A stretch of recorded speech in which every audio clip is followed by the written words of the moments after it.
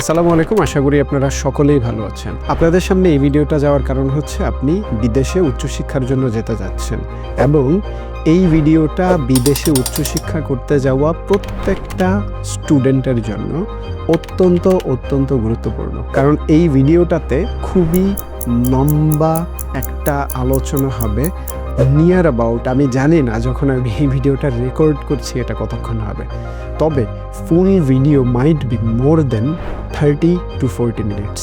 আমাদের টপিক হচ্ছে যে একজন স্টুডেন্টের ভিসা হওয়ার পর থেকে শুরু করে বিদেশ যাওয়া পর্যন্ত তাকে কি করতে হয়। সাধারণত আমি যেই ধরনের ভিডিও বানাই সেগুলো হচ্ছে ভিসা হওয়ার আগে, অর্থাৎ ভিসা করতে কি করা লাগবে সেগুলো। এখন আমি আপনাদেরকে বলবো ভিসা হওয়ার পর থেকে আপনার করণীয় কি থাকতে পারে আপনার পছন্দের যে কোনো কান্ট্রিতে আপনি যেতে চান না কেন।